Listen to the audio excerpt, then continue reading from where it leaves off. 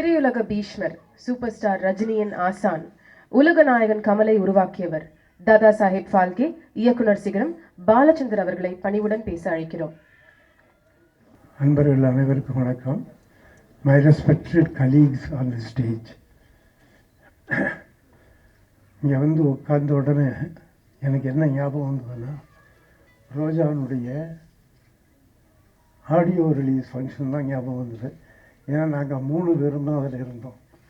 நான், மணிரத்னம், ஏஆர் ரஹ்மான் 3 பேரும் தான் இருந்தோம். அந்த ஃபங்க்ஷன் ஞாபகம் தான் எனக்கு இப்போ இன்றைக்கி வந்து ரொம்ப பல சிந்தனைகளுக்கு போச்சு. இதுலேருந்து பார்த்து எத்தனை வளர்ச்சிகள் எல்லாரும் அவர் அடைஞ்சிருக்காங்க அப்படின்னு நினச்சி பார்க்கும்போது ரொம்ப சந்தோஷமாக இருக்குது. என்னுடைய சிஷ்யன், பரம சிஷ்யன், அதனால தான் என்னை மறந்தான்.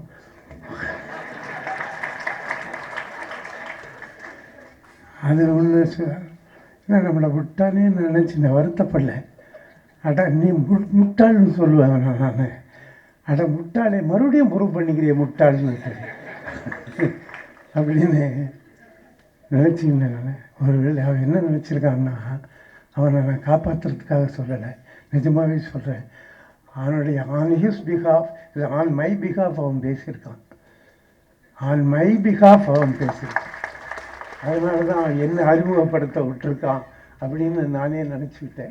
அது உண்மையாக இருக்கட்டுமே, அது உண்மையாக இருந்துப்பட்டுமே. அவரை ரொம்ப புத்திசாலி முட்டாள்னு சொல்லுவேங்கிறது வேறு விஷயம். மகா புத்திசாலியான, அதாவது எப்படி சிஷ்யம் மறந்தானோ அதே மாதிரி நானும் பல விஷயங்களை சொல்லணும்னு நினைப்பேன், மறந்துடுவேன். அதனால் அதுக்காக ஜாகிரதையாக கொஞ்சம் நோட் பண்ணிட்டு வந்துடுறது. நான் ரொம்ப நேரம் எடுத்துக்க மாட்டேன். ஆனால் இந்த ஃபங்க்ஷனில் வந்து ஏதாவது சொல்ல வேண்டிய கடமை எனக்கு இருக்குது. என்னால் உருவாக்கப்பட்டவன் விவேக்.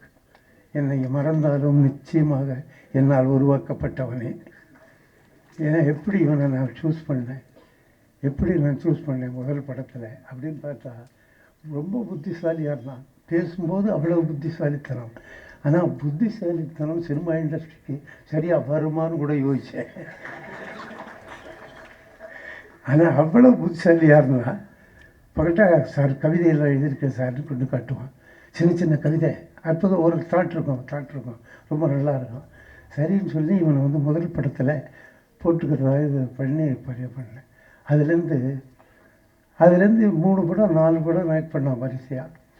ஒரு 3 படம் ஆனோன்னா மறுபடியும் செக்ரட்டேரியட் போயிடலாமான்னு கூட நினச்சிட்டு இருக்கும்போது திரைய உலகம் அவனை கைவிடவில்லை.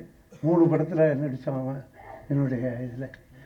அதில் இந்த குத்தாலத்தில் ஒரு வீடு இருவாசல்னு ஒரு படம் ஒன்று எடுத்துகிட்டு இருந்தேன். அதில் வந்து ஒரு ஜேர்னலிஸ்டாக அங்கே வந்திருப்பான். ஜேர்னலிஸ்டாக வந்து அந்த அருவிக்கரை பக்கத்தில் இருந்து ஒரு சீனு. எனக்கு அங்கே அந்த அருவிக்கரை பக்கத்தில் அந்த இதுக்கு பக்கத்தில் நான் கேமராவோட எல்லாத்தையும் ஷூட் பண்ணிட்டு இருக்கும்போது பட்டுன்னு ஒரு ரெயின்போ ஒன்று வந்துச்சு. இப்படி பெரிய ரெயின்போ, ஃபஸ்ட் கிளாஸாக இருந்து பார்க்குறதுக்கு. ஐயோ இதை எடுத்துட்டா தேவலாமே. பட் எடுத்துகிட்டு சும்மா ஒரு ஷார்ட்டாக எடுத்து வச்சுக்கிட்டு எப்போ ஒரு இடத்துல போடக்கூடாது, அதை யூஸ் பண்ணிக்கணும்னு நினச்சேன். உடனே யூஸ் பண்ணிக்கணும்னு நினச்சேன்னொடனே நீ விவேக்கை கூப்பிட்டு எங்கே இருந்தாலும் பிடிச்சி இழுத்துட்டு வாங்கின அப்படின்னு மேனேஜர்கிட்ட சொல்லி அனுப்பிச்சேன். அவன் எங்கேயோ போய் வேறு எங்கேயோ சைட் அடிச்சுன்னு இருந்திருப்பான் போல இருக்கு. அந்த நேரத்தில் அவனை போய் அங்கேருந்து இழுத்துக்கிட்டு வந்து விட்டுட்டான். சும்மா என்கிட்ட சொல்லிகிட்டே இருக்கேல்ல, நானும் புதுக்கு விதி எழுதுவேன். இந்த வானவேல்ல அவன் கேரக்டரே புதுக்கு விதி எழுதுறவங்கிறதுனால இந்த வானவில்லை பார்த்தேல்ல, அப்படியே ஊருக்கு இது வானவில்லை கீழே போகிறதுக்குள்ளே நீ வந்து ஒரு கவிதை எனக்கு கொடுக்கணும். கேமரா செட் பண்ணிக்கிறேன் நான். என்ன ரெடியா? ரெடி. நான் பார்த்தேன். அப்புறம் கை படங்குதவனுக்கு அது எதனா உடனே இப்போ வானவில் வேறு போயிடுமே. அந்த அந்த இடத்துல அவ்வளோ அற்புதமான ஒரு அது சீன் இருக்குது பாருது. இது வந்து அங்கேயே நினச்ச ஒரு சீன். இப்போ என்ன பண்ண அவன் ஃப்ரெண்டுக்கிட்ட வந்து சொல்கிற மாதிரி ஒன்று, என்னடா ரெடியான்னு கேட்டான் கேமரா வச்சுக்கிட்டு. எனக்கு சொல்ல தெரியல, எனக்கு அந்த பழக்கம் கிடையாது. புதுக்க வந்து எழுதி இவன் எழுதுறேன்றானே, அவனுக்கு ஒரு பாட்டு வச்சேன், எழுதிட்டேன் சார்னு ஓடி வந்தான். என்னடா படின்னு. ஆஹா, வண்ணங்கள் கோர்த்த வளைந்த மலரா, வானம் அடித்த வாட்டார் கலரா, அர்ஜுனன் வில் என்னும் கனவு போஸ்டர், ஆண்டவர் தான் இதற்கு டிராயிங் மாஸ்டர் அப்படின்னா. உடனே அந்த ஷார்ட்டை வச்சு அவன் ஃப்ரெண்டையும் சேர்த்து வச்சு எடுத்துட்டேன். இப்போவும் நீங்கள் செக் பண்ணிக்கலாம், அந்த சீன் படத்தில் இருக்கும், படத்தில் இருக்கு. அது எதுக்காக சொல்கிறேன்னா, அவன் மிகப்பெரிய புத்திசாலிங்கிறதுனால நான் சொல்கிறேன். ரொம்ப புத்திசாலி. பொதுவாக திரையில் தன்னை முட்டாளாக காட்டி கொண்டு தான் பெரிய காமெடியன்களாக வருவார்கள். அதுக்கு விதிவிலக்கெல்லாம் இருக்கிறதுங்கிறது வேற. பொதுவாக சொல்கிறேன், நான் தன்னை முட்டாளாகவே காட்டிக்கணும். ஆனால் விவேக் முதல் படத்தில் வரும்போதே தன்னை அறிவாளியாக காட்டிக்கொண்டான். ஏன்னா அவன் சொல்லிட்டு அறிவாளியாக இருக்கான், புத்திசாலியாக இருக்கான். தன் புத்திசாலித்தனத்தை மறைத்து கொள்ள முடியாமல் காமெடியாக வந்துட்டான். அவன் மறைச்சிக்க முடியல அவனால், அப்படி காமெடியாக வந்தவன். உதாரணம், இந்த இன்னைக்கு செத்தா நாளைக்கு பால் அப்படின்னு ஒரு டைலாக். அது புது புது அர்த்தங்களில் வரும். அது உலகம் பூரா பரவிடுச்சு. இன்னைக்கு செத்தா நாளைக்கு பாலுங்கிற அந்த ஒரு வார்த்தை, அந்த ஒரு சென்டென்ஸு, அப்படி அந்த ஒரு வார்த்தையினாலேயே அவன் அடுத்த படங்கள் வர குவிய ஆரம்பிச்சிருச்சு. அதுதான் உண்மை. 3 படம் வெயிட் பண்ணால் அந்த ஒரு வார்த்தையினால் உலக புகழ் பெற்றவன் அவன். நான் கூட சொன்னேன், உன்னை ஒரு காமெடியனாக வேறு முறையில் நான் மாற்றுகிறேன், உதாரணம் நாகேஷ் போல அப்படின்னு நான் சொல்கிறதுக்குள்ளே நான் சொல்லிகிட்டே இருப்பேன். பார்க்கும்போதெல்லாம் மாற்றுறேன்டா ஒரு நல்ல ரோலாக பிடிச்சி நாகேஷ் மாதிரி ஆக்கிடுறாங்க.